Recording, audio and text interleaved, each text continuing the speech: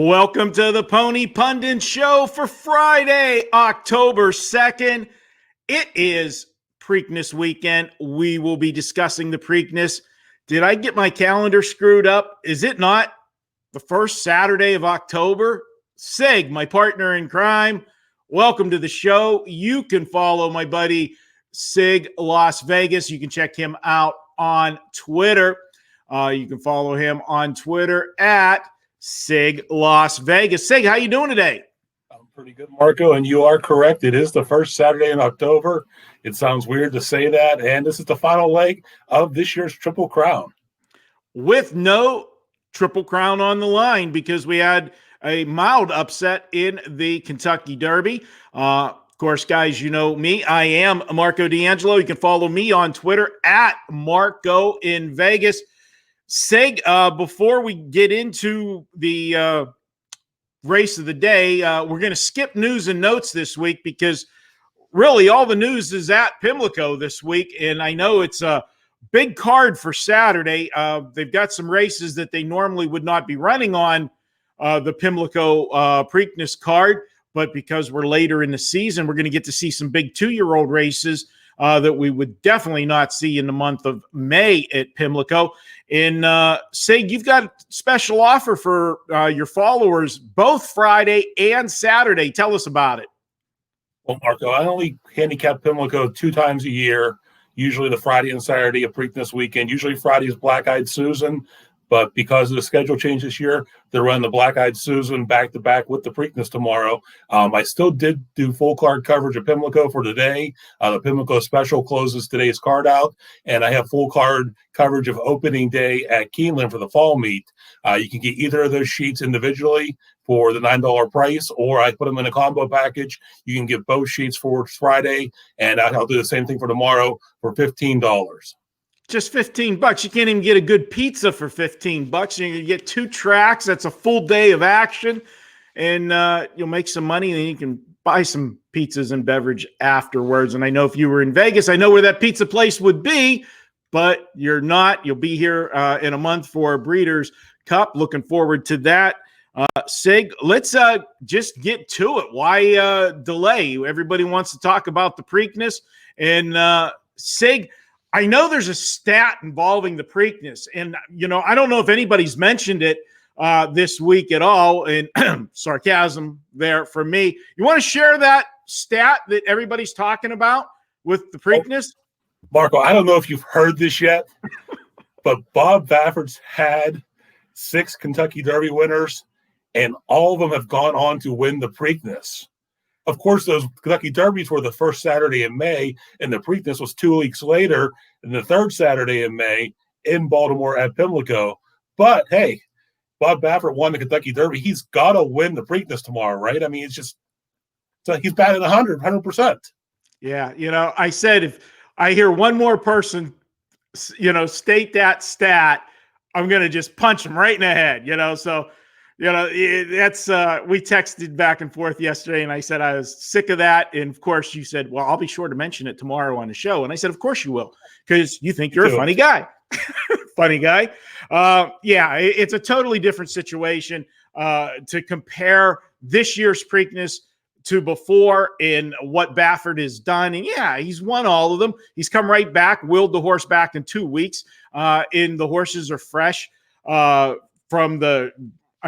fresh off of the campaign trail for the Triple Crown, racing in the spring and everything. It's a different animal this year where these horses, some of them have had to stay in shape all year long because they were planning the Triple Crown trail when it was supposed to be run the normal time, the first Saturday in May. And here we are the first Saturday in October, and they're still on the campaign trail. And one more big race left on the card for the season in Breeders' Cup action. So just a strange racing year, and you just cannot use that as a stat moving forward.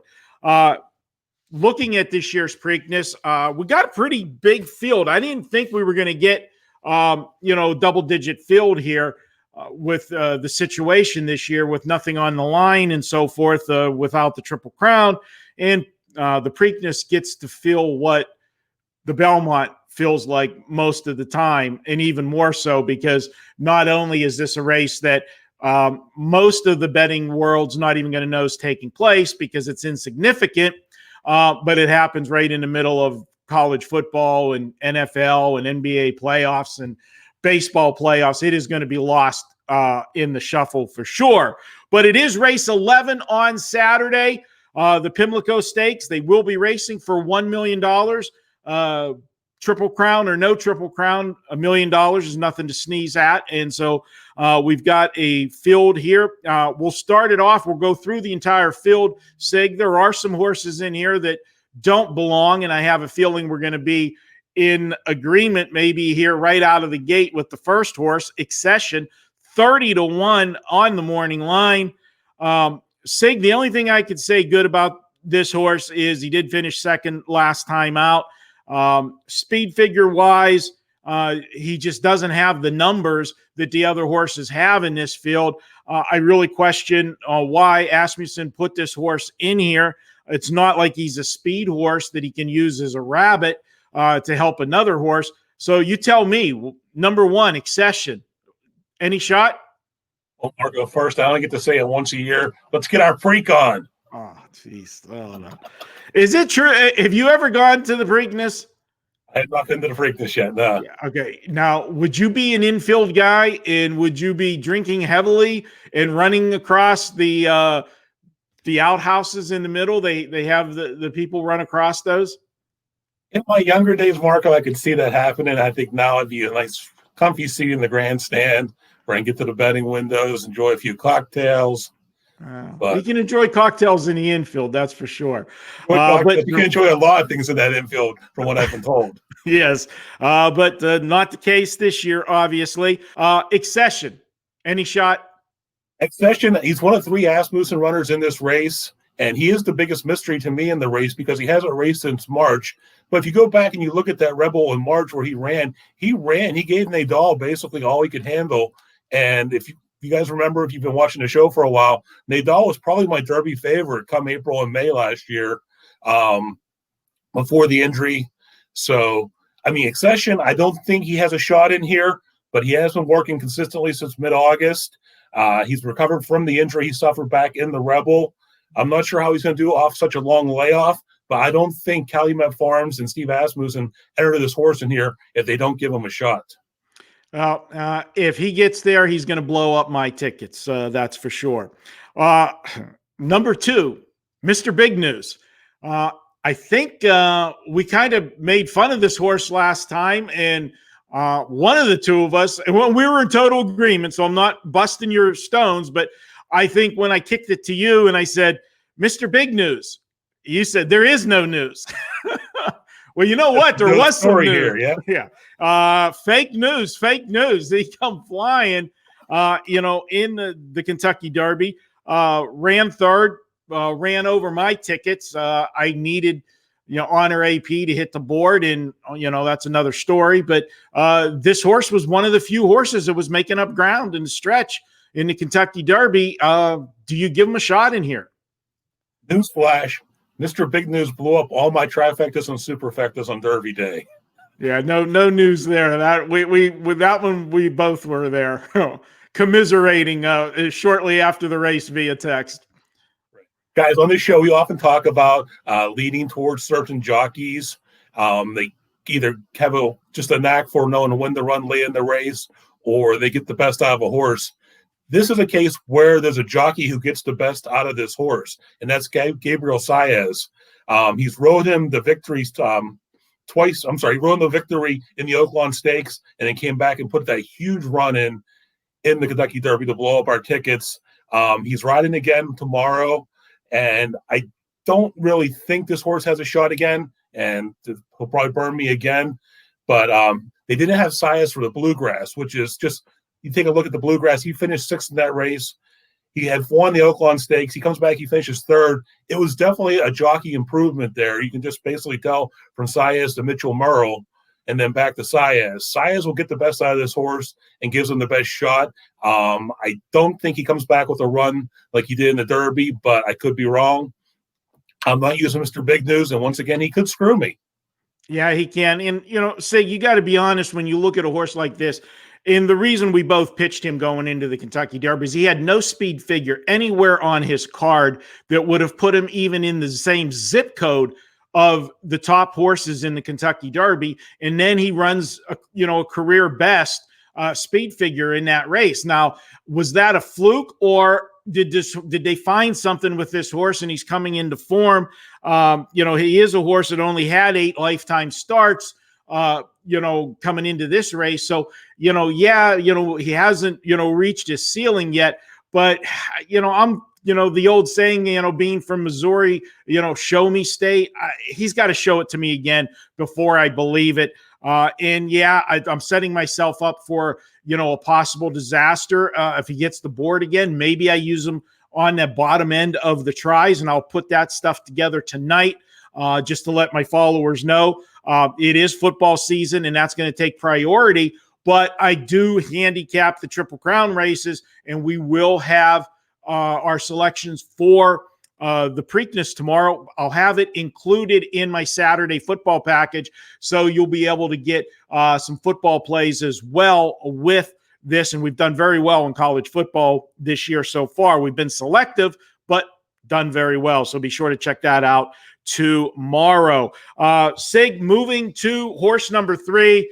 This is a horse that I was looking forward to racing in the Kentucky Derby. This probably would have been my Kentucky Derby selection had he not been scratched. Now, it was a minor injury, and, so minor, the horse really didn't miss any training time. You look at what he has been doing since the Kentucky Derby scratch leading up to this race. This horse, Art Collector, number 3, 5-2 morning line odds, has been training like an absolute beast, showing no signs of any injury problems. And if anything, he's training better coming into the Preakness than he was going into the Derby.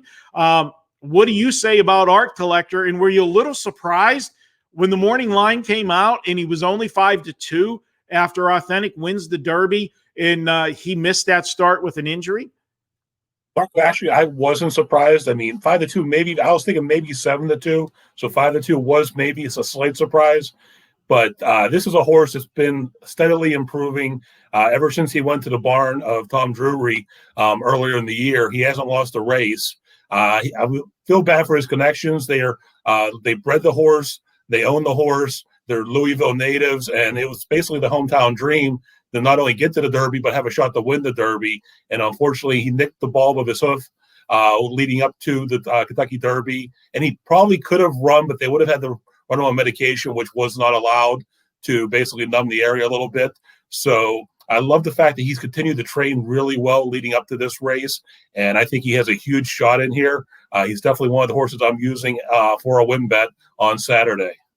Yeah, I can't disagree with anything that you've said there. And I'll have a little more about Art Collector here when we get to the end in our selections.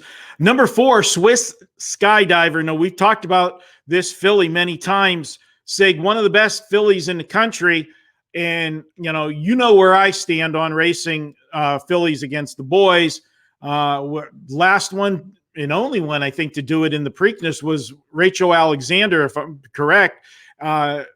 This, I just don't understand why racing here and not go to the Black-Eyed Susan. I'm baffled. I know they think they got a big shot, but they couldn't beat Art Collector when they tried it in one of the preliminary races leading up to the Derby. Why, off of a loss, do they think they're going to be able to do it? Now, I know there was some criticism, and there was a jockey change for this race, but when you and I were talking last night, it wasn't a firing. Tyler Gaffione is racing at Keeneland and decided to stay there, or they couldn't commit to where they were going with this horse in time, and he accepted other commitments there to race in Kentucky. So, but he did catch some heat for the way he rode Swiss Skydiver in the Kentucky Oaks. What are your thoughts here going into Preakness? Right. Well, Swiss Skydiver did not get the best trip in the Kentucky Oaks. But another thing to remember is she had come into that race only 3 weeks removed from a huge Alabama win. So she didn't get what most horses today seem to get proper rest, at least 4 weeks between starts leading into that. She ran a huge race in Alabama. And as for why they're putting her in the Preakness and not the Black-Eyed Susan, what does she have to prove, really? I mean, she beat the only competition that she's going to have when we get to the Black-Eyed Susan. I think we both agree that there's one horse that's basically heads above the rest, and she's already beat her multiple times. Why not take a shot? Why not give her a chance again to run with the boys? I think she's definitely going to disrupt the pace here and make it a much more difficult race for our Kentucky Derby winner, Authentic. She likes to be on the lead. She likes to go fast early and, let's say, basically come catch me, guys. There are a couple horses in here I think that have the ability to come catch her, but she's going to make this a much more difficult race, and much more adversity is going to be for Authentic to try to go with her early. And how this race actually unfolds is going to really show how it plays out and how we're going to find out who wins this race. And I think Swiss Skydiver is going to play a huge part in that. I agree with you. She is going to be part of the pace scenario, and that means when we get to Authentic that we'll talk about that pace scenario. Speaking of pace scenario, here is another horse, number 5, 1,000 Words, that could be part of the pace scenario, but, you know, it's another Baffert horse. And I'm sure Bob is told 1,000 Words, you know that every time I've won the Kentucky Derby, I've won the Preakness. So you really don't have a shot in here, 1,000 Words. Little pun. But I really don't know what to do with this horse, Sig, because, you know, you don't want to, you know, both horses have their own styles. And if both horses out of the Baffert barn race their own styles, they could compromise each other in this race. And that was one of the curious parts going into the Derby, that what was going to unfold with 1,000 Words, because obviously 1,000 Words' best performance was in the shared belief when they decided to cut them out, you know, set the pace in that race. And that wouldn't have bode well when your other stablemate wants to do the same thing in Authentic. So how do you see this one playing out? The reason the horse was scratched, for anybody that had been living under a rock for the past month, is the horse reared up in the paddock just basically 30 minutes before the Kentucky Derby was to be run, and reared up and landed on its back. Anytime a horse hits the ground, it's an automatic scratch. And so they weren't able to race the horse in the Derby. No injury involved. The horse bounced right back up. Sig, what are you doing with 1,000 Words? Marco, I really don't know. I think the scratch of 1,000 Words at Kentucky Derby Day had an effect on the finish. We remember, if you remember earlier that week, we lost King Guillermo too, who I also thought was going to be on the early pace. I thought 1,000 Words would be there.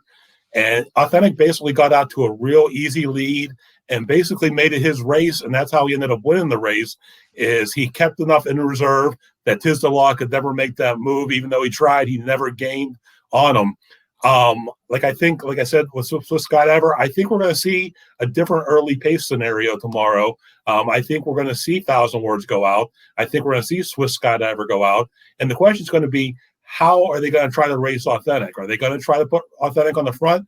That's where he likes to race. That's where, if you look back and look at the past performances, it basically shows Authentic first turn, second turn, quarter pole, top of the stretch. He's always on the lead. How's he going to race if he's not on the lead? That's an excellent question, and I'd love to know what your thoughts are on that. These jockeys get paid based on a percentage of the purse they win. So I don't care if Bob Baffert goes to Florent Geroux and says, take 1,000 Words as fast as you can, run Swiss Skydiver out, and we're going to set this up for Authentic. Florent Geroux wants to win the $1 million purse, their portion of the $1 million purse. So if it's going to cost him rides with Baffert in the future, maybe, but he's going to go out and try to win the race. Is 1,000 Words fast enough? I'm not sure. Can 1,000 Words get the distance? I'm not sure. Will he be in the second and third spots on my tickets? Yes. Yeah, and situation-wise, you know, it's two different owners on the horses that Baffert has in there, or they would be a coupled entry. So the owners of 1,000 Words, you know, I can rest assured to tell you they want all the purse money they can get. And the fact that it's not a Triple Crown on the line, the two horses are going to, they're racing for their own glory, and one's not setting up the other one. Now, if this would have been for the Triple Crown, not going to say it hasn't happened before where a trainer will put two horses in and one of them has zero shot, but is there purposely for, to do something in the race, whether it be, the rabbit, whatever. That definitely would, be a case to look at, but that's not the case here. Moving to the next horse, and I know, a few times you've liked this horse in some other races.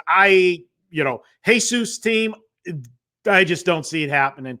30-1 on the morning line.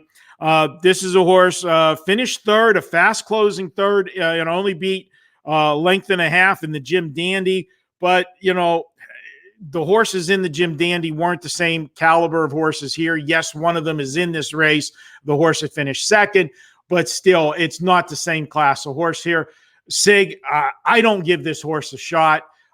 You might feel differently, maybe if there's a fast pace up front, because he's going to be a little bit off the pace and come with that closing kick. But tell me how this horse gets on the ticket. I don't think he does, Marco. I'm not going to spend a whole lot of time on him. He's already finished behind Authentic, Pneumatic, New York Traffic, and Live Your Beast Life. And he was almost 7 lengths more behind Authentic in the Haskell. I don't see him making that jump and improvement. I don't think he's a factor in here. Let's toss him. All right, let's toss him. And then here's a horse I know you've had a love affair with all summer. New York Traffic, NY Traffic. We've had the horse pronounced all different ways. Sig, he's 15-1. Is it time to get off the train, New York Traffic, or are you staying there, buddy? New York Traffic's Marco. I don't know why this much Marco, the New York Traffic's a bitch if you've ever been in it. And you know what? I am still holding New York Traffic responsible for destroying my Derby tickets by taking out Honor AP at the gate. Paco Lopez, who we're going to talk about shortly, was on him that day. He is not on him tomorrow. And you know what? I've given up on New York Traffic. He was my long shot play in the Derby. It's a jockey downgrade from Paco Lopez, the Horatio Carmanos. And just like Jesus' team, he hasn't beat many of the horses in this field. I'm tossing him. Is he now officially your major fed? Like my major fed? He's dead to me now. He's not dead to me. I think he'll win some races in the future if they keep him on the circuit. I don't think they're going to be grade 1 races, but I think he's a decent horse. I just don't think he's all he can be. All right. Going to the next horse, number 8, Max Player. Now, this horse is 15-1, picks up Paco Lopez. This is a horse that I wasn't high on in the Derby, where a lot of people were with the move to Asmussen's barn and such. Did finish 5th in the Derby, was just way back in the Derby, as this horse usually does. This is a shorter race. Can't be that far back and try to get there. But Sig, I'm going to tell you, I am going to have Max Player on the bottom end of my tickets. I think this horse can run on to the exacta and trifectas in this race, because I think we're going to get a livelier pace up front. And even though it's a shorter race, sometimes those shorter races, when you do get that faster action on the front end, the race does fall apart in that final 16th. And this is a horse that maybe can pick up the pieces if he's closer. And I think second start in Asmussen's barn is going to be better for him. He took the horse on the fly. Really didn't get a lot of time to do the things that he wanted to do to this horse to get ready for that Derby, picking the horse up, mid Triple Crown season. So let's see what happens in the second start. I think you're going to see a much better effort out of Max Player. And that could be a horse long shot that could really blow up some tickets in this one. And I'm not going to be sitting there with no Max Players on my exotics. Where are you at? I agree with you completely, Marco. You've actually made a lot of the points I already had written down here. This is the second start for the Asmussen barn. The horse is going to be more accustomed. The trainer and the barn are going to be more accustomed to the horse, have a better feel for him now that they've actually got to race them. I mean, when your first race for a barn is the Kentucky Derby, that's a lot of pressure on both the horse, the jockey, the barn, the trainer. So they've had some time to get more accustomed to each other. The other thing, too, is Max Player is not only the only horse that's racing every leg of the Triple Crown this year, he raced the horse racing Grand Slam because he hit the Travers up in there, too. This horse's last 3 races were the Belmont Stakes, the Travers, and the Kentucky Derby. Now he's going to the Preakness. If they run this horse in the Breeders' Cup Classic, I mean, even if he doesn't win any of those races, just the competition level. He is one of the fastest horses in this field, and he's run against these horses on multiple occasions here. I like Max Player's chances. Do I think he can win the race? I don't think so. I think that late running style, unless there's a huge pace breakdown, and even if there is a huge pace breakdown, I think Art Collector's got a better shot of picking up the pieces here than Max Player does. But I like this horse. I like this horse on the bottom of my tickets. He will be in the 2nd, 3rd, and 4th spots here. And I'd rather have Ricardo Santana Jr. on him, but I guess Santana had commitments at Keeneland this week. Paco Lopez picks up the mount. Paco's an aggressive jockey, sometimes overly aggressive to the point where he's dangerous. But having a jockey like that on a horse that has a lot of late run sets up well for Max Player in this race. I like him in the 2nd, 3rd, and 4th spots on the tickets. He will be there. He will not be as far back with Paco. That is a guarantee. And now, whether that compromise, sometimes too, when you talk about an aggressive jockey, that can compromise a horse's chances because some horses, they just race better from behind. And I can attest to that as an owner. My horse that races at the Meadows, it's gotten to the point where I have to, if we have a new jockey, we got to tell. I know you're tempted to leave and, you got an inside post. Race this horse out of a hole. You're going to be surprised. The horse race is totally different.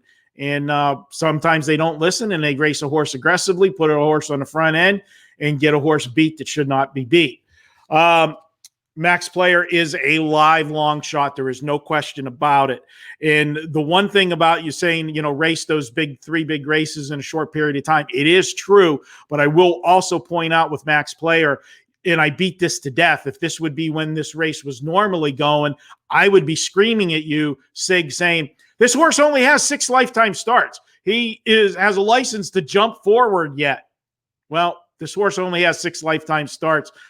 And although it is October, he still has the license to jump forward. It is a very lightly raced 3-year-old colt. And speaking of lightly raced 3-year-old colts, there's another horse with just 6 starts, and he's won 5 of them. And the only one he didn't win, oh man, Shane finished 2nd. That's a pretty good start to a career. Authentic, number 9, 9-5 morning line. 9-5 is where I would have put this horse for the opening line. That part didn't, surprise me. But as when we talked about Art Collector, I thought there would be a bigger gap between the first choice and the second choice, meaning I would have had Art Collector a minimum of 3-1 or more like 7-2, like you said, rather than 5-2. I don't think that there was enough of a gap on the morning line based on the way Authentic ran in the Derby. Now, with that said, in the Derby, it wasn't slow fractions, Sig, but it was moderate. It wasn't slow. It was an honest pace, but it was an uncontested honest pace. And there's a difference. When a horse is on the lead, on the front end, and nobody is really at their throat, the horse gets to relax. And even though the horse is still going fast, he's not spending any energy with another horse at his throat. And that's what Authentic got in the Derby with all of those scratches during the week with King, Guillermo out, Art Collector out. And then, minutes before the race, 1,000 Words out. It set up that nobody was going to run with them. And Tiz the Law came out early, but then relinquished the lead and backed off, and probably was a mistake, in letting the horse get away free. But Tiz the Law didn't want to take the race out of himself either. And too often that's what happens when you let a horse alone on the front end. You're trying to protect yourself, but you're letting that horse on the front end have all of the advantages and get comfortable. And then you still got to try to do the work at the end. And when you're trying to make your move, that other horse still has one more gear left in the tank, which is what happened with Authentic. The way I see this pace setting up with Swiss Skydiver for sure going with Authentic, and the question is, does 1,000 Words go or not? I don't see Authentic getting that uncontested lead today, and I don't see them being able to change how they race this horse, whereas a horse like number 3, Art Collector, that I'm high on, is versatile, has shown he can win on the front end, has shown he can sit just off the pace, and I think Art Collector is going to sit right off those leaders, battling it out in the stalking position, and have the first run at them when the horses are turning for home and making that run, which, as you talked about, Max Player might pick up the horses late. And I agree with you. This is a horse that's going to be sitting closer and will have the first run off the turn, and that could be enough to be the difference in the race. There's one other horse we'll talk about that is going to get a similar type trip, but that's how I see it setting up with Authentic, and he's going to have to withstand not only the run from Swiss Skydiver, but then once puts Swiss Skydiver away, which I think Swiss Skydiver is not going to win this race, he's going to have that second battle. And how many times have you seen it? They put the first challenger away, but the second challenger gets the job done.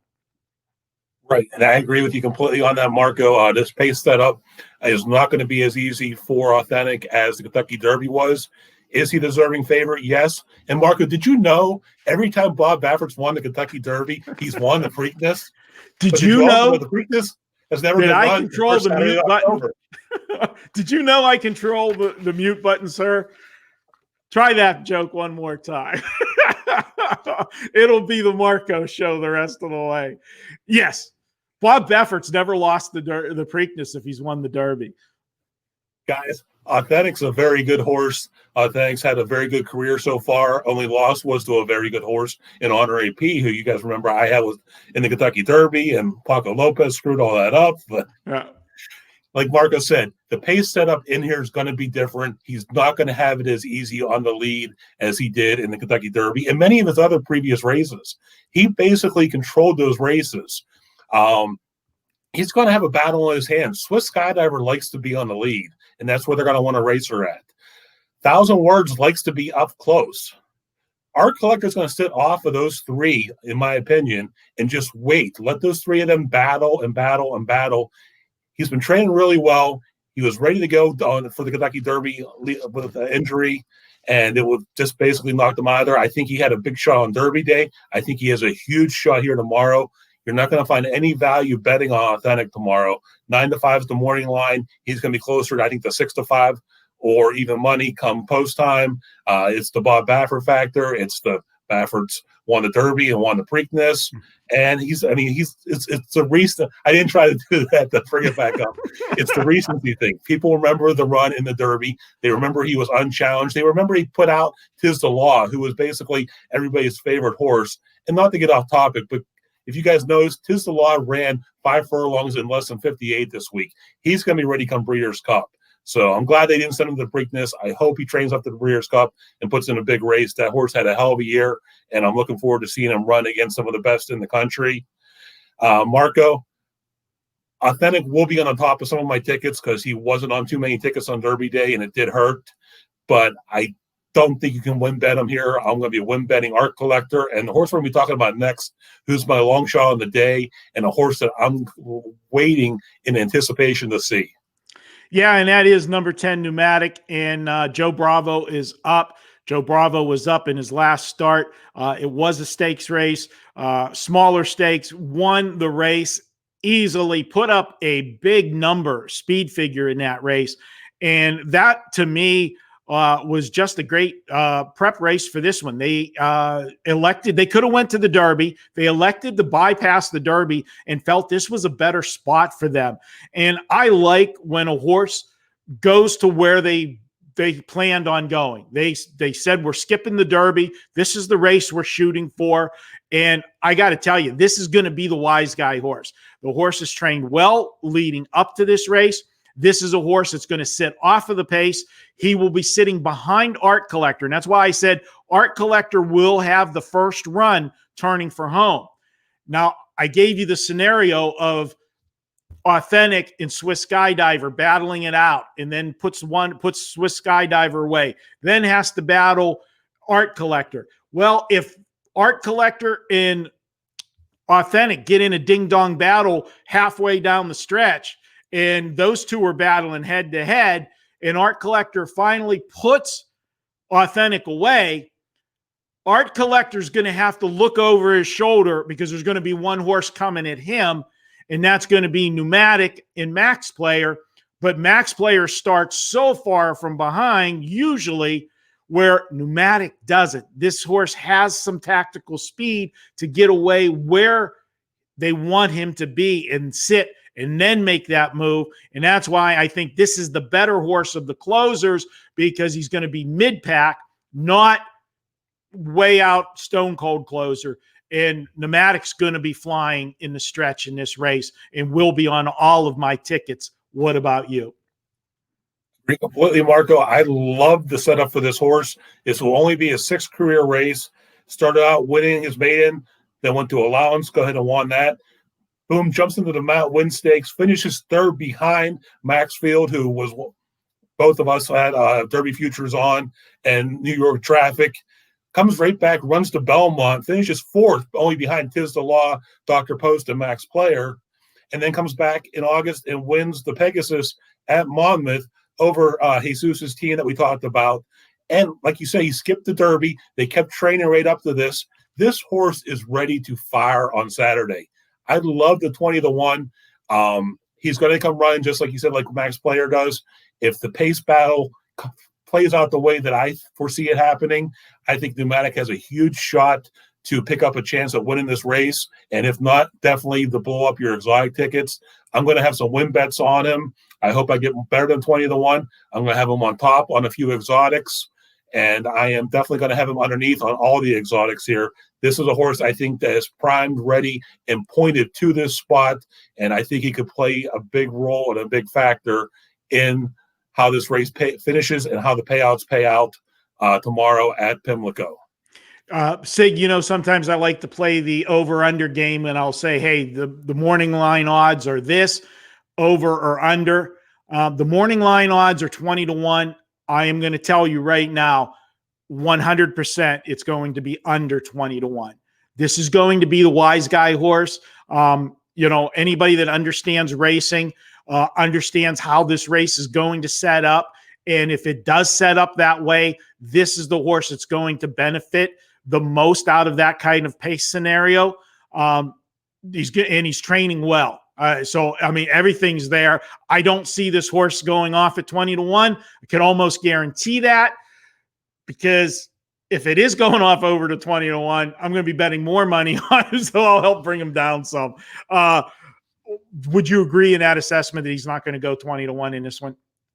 I'm hoping he does, but I agree with you that probably a little lower. Give me 15-1 at least, Marco. Please don't overbet this thing down so low that I don't make any money off of him. But I'll be hammering some exactas, so we like to get it there. The last horse, Sig, is Live Your Beast Life. You were here in Vegas a couple weeks ago, and that could have been your theme. You were living your beast life here in Vegas, and we ate good every night, that's for sure. And anybody that doesn't, can confirm. We could just go to our buddy Jeff Ziddick, because he got food pictures. I had to give Jeff a shout out on the show. He's working today at the Meadow, so he couldn't be on. Tell me about Live Your Beast Life, because this is a horse that at 30-1, I've heard some chatter on this horse. Some people like this horse. It's going to take a big race to get there, but I will say this much about the horse. The horse has 8 lifetime starts. The horse is improving in every start. If you look at the last 4 starts, this horse, really last 5, the speed figures have continually gone up. Now, granted, it's making a major class jump. Did race a grade 2 stakes last time out in the Jim Dandy, but as I pointed out earlier with another horse, Jesus team, I thought the Jim Dandy was not. It was a grade 2 race, but I really didn't think it was a really elite competition in the Jim Dandy. Your thoughts? I agree completely. The Jim Dandy has a reputation for being usually a real quality field. With the way the races were moved around this year, it didn't attract the kind of field that it would have. What really jumped out at me here, Marco, is this horse raced back on August 12th at Saratoga in a $74,000 allowance race. If you really thought the horse was that quality, why not race him a couple days earlier in the Travers? They don't have the belief in this horse. Yes, he came back and ran second in the Jim Dandy, the Mystic Guide, who I thought we might see here. We're not going to see in the Preakness. He just doesn't appear fast enough to me. I do see the improving speed figures like you're talking about, but he hasn't been doing it against the class of competition that some of these other horses we talked about today. And yes, he might have a decent run in here, but I think it's going to be more of a learning experience for future races. You don't jump right from. Yes, the Jim Dandy was a grade 2, but if you look at the field, it wasn't a grade 2 field. And I think he's going to get some experience in here tomorrow, but I don't think he's a factor. All right, Sig, we really went long on breaking down the Preakness there, talking about all of the horses, but that's fine. Love to do that on a Triple Crown race for sure. So we're going to speed through our pick 4 selections. I want you to give the viewers what you are doing. Actually, what I'm going to do is I'm going to go straight through your ticket, and then we'll go through my ticket. Just tell me the top horse in each race of why you have that particular horse, and we'll go from there and start with race 8 is the first leg of the pick 4. And Sig, how are you going? How deep are you going in this one, and who do you have on top? Right, Marco, the first 2 races in this pick 4 basically had me pulling my hair out yesterday as I was handicapping it. They're really tough races. This is a 2-year-old Laurel Futurity going a mile and 16th on the turf. And I went, I believe, 6 deep in here. And I probably could have gone all. If that would have made a reasonable ticket, I might have gone all in this race. I landed on the 8 Hidden Enemy, 4-1 the morning line, has Joe Bravo riding for Steve Asmussen. I think it's a really confident move from Steve Asmussen to throw this horse in here. It hasn't broken maiden yet, and we're throwing him into a stake spot. The Colts done nothing to disappoint in either of his starts yet. Just the only thing hasn't got a win. He made a big improvement from his first start to his second start at Saratoga. He's the best closer in this field, and I'm leaning on number 8, Hidden Enemy. I also used the 1-horse Pivotal Mission, the 7-horse Catman, the 6-horse Arrest Me Red, the 3 Wooten Asset, and the 10-horse Nautilus. Really deep in this leg, Marco. All right. And in your second leg, race 9? Race 9, I went 5 deep in here. My top choice is the 10, Don Juan Kitten. Gabriel Saez is riding for trainer Danny Gargan. He's only had 1 poor performance in his 6 career starts, and that was the first start this year off a 6+ month layoff. I think the layoff hurt the horse.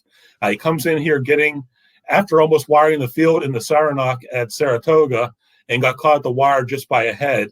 He's one of the best closers in this field, and it's going to be interesting to me to see what type of race or what type of trip Saez decides to give him if he chooses to go early with this horse or sit back and make a late run. The horse has shown the ability to do both, to both rate and to take the set the pace and win from the lead and win from behind. So I like this horse a lot here. I also went with the 7 Vanzy, the 11 By Land and Sea, the 12 Andesite, and the 1 Chocolate Bar in that leg. I knew you weren't going to leave a chocolate bar sitting on the table. I can't leave a chocolate bar sitting on the table. Oh, all right. What are you doing in race 10, my friend? Well, Marco, the Black-Eyed Susan, I alluded to this earlier when we talked about Swiss Skydiver. I'm a single here. Bonnie South is heads and hoofs above the rest of this field here. She ran second to the Swiss Skydiver in the Alabama. It's Florent Giroux riding for Brad Cox. Always dangerous when the 2 of them combine. She's going to have to not leave the gate here, honestly, to lose this race, in my opinion. She finished behind Speech, Venetian Harbor, and Vuitton in the Ashland at Keeneland. She beat Kentucky Oaks winner and her stablemate She Dares the Devil in an allowance in February at Oaklawn. Looks like a stone cold lock to me. I don't say that too often about horse racing because it's burned me many times. But Bonnie South, I think, like I said, will have to not leave the gate in order to lose the Black-Eyed Susan. All right. And in that final leg, we broke down the Preakness every which way you can. How deep did you go? I went 3 deep here, guys. I think you know where I'm going. I used the 9 authentic. Can't knock the champ here. And Bob Baffert's won the Preakness every time he's won the Kentucky Derby. I also used the 3 Art Collector. I will be begging to win, guys. I like Art Collector a lot in here. And my long shot, as I told you guys, was the 10 Pneumatic. He will be on my pick 4 ticket. My ticket actually is a $45 ticket. As you can see on the bottom of the screen, it's 8, 1, 7, 6, 3, and 10, with the 10, 7, 11, 12, and 1, with the 5 as my single, Bonnie South, and in the Preakness, 9, 3, and 10, $45 for a 50-cent base. Marco, how'd you like to pick 4? All right. Well, Sig, I sent you a text this morning when I gave you my plays, and I sent you one before I actually sent you the ticket I came up with. The first ticket I came up with, I got creative as I was looking at it. And when I handicapped this first leg, number 8, we landed on the same horse, Hidden Enemy. Really, I put this horse down as a single to start. And the only reason I changed it, because I think the next race, when we get to it, that is the crazy race to me on this sequence. I wanted to really go deep. I actually wanted to hit the all button because I have a single as well, the same single as you in the 10th race. But I decided not to do it. It was a cheap ticket, really wouldn't have cost that much to do. But my problem was it is a 2-year-old race, and there's a lot of variance in these 2-year-olds because they've only had a couple starts, and they have that license to make that big jump. And as you pointed out, the horse that we put on top is a maiden. But I think this horse is ready to break its maiden. I look at those 2 races, drastic improvement in the first start wasn't bad, but drastic improvement from start 1 to start 2. And now the next race, this is the 3rd of the sequence. You've heard me talk about it so many times. 3rd race is the best in the form cycle. It's not as big of a deal when you're talking about horses that are just starting racing, but it is still, they're gaining the experience. The first one, you take them out, you don't know what you're going to get. What they do in the morning doesn't always translate to the same in the afternoon when they race. So after the first start, you might make some equipment changes, change something in your racing strategy or how you train the horse leading up. You learn something in that first start. Well, they made some changes. The horse raced much better in the second start. Now you know even more about the horse and it's ready for that next jump. So I came very close to a single on the 8 Hidden Enemy. Then when we go to the next race, and I went in the first leg 8, 10, 7, 1, 6. A lot of the same numbers that we have, Sig. In really, I'll be honest with you, the horse that I left off, I think is on your ticket, is a horse that scares me, and I just didn't know what to do with this horse, and that was the horse invading from France, Wooton Asset.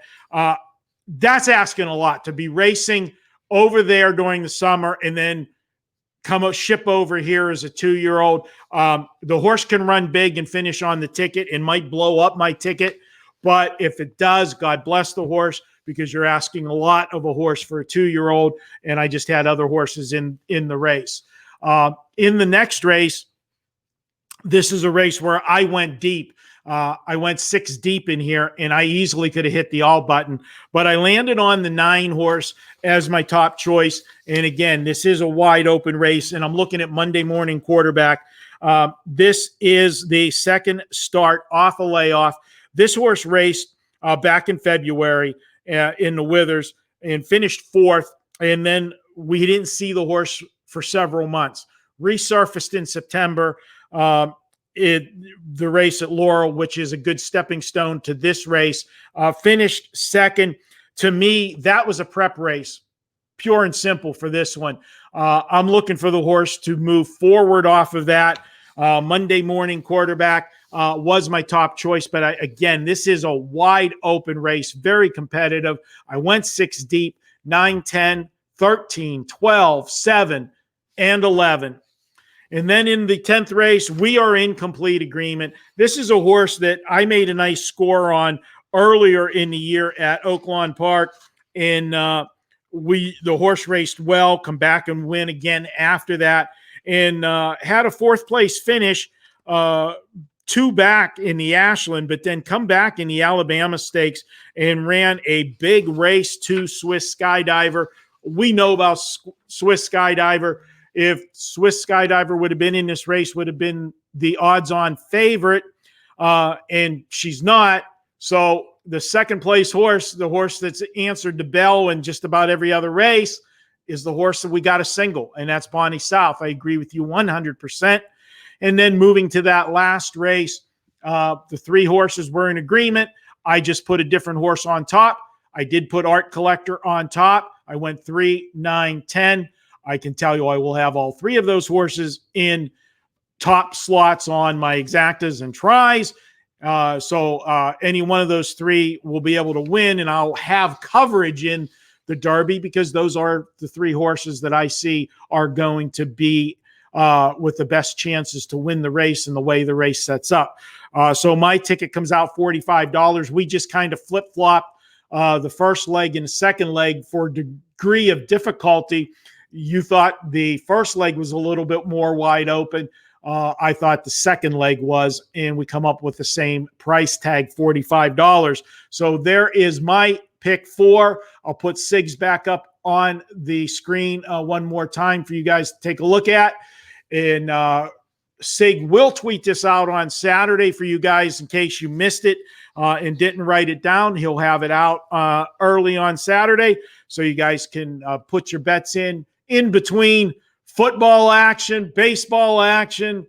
Won't be NBA playoffs tomorrow because they play tonight, but we got college football and baseball for sure. Guys, it's been a fun show. Always love doing the Triple Crown races. Be sure to check out Sig today and tomorrow. You can pick up his packages. He has Pimlico for $9. He has Keeneland for $9, or you can get the combo pack, both tracks, either day, $15. Check that out over at Wager Talk. Of course, you can check out my plays at Wager Talk this weekend, both horse racing, the Preakness. I'll only have the Preakness Stakes in my package. That'll be included in my football on Saturday. Of course, you don't want to miss that football coming off another winning week last week. And college football has been very good. Last week, we hit our 5% in the NFL. I will have a 5% again this Sunday in the NFL, so be sure to check that out.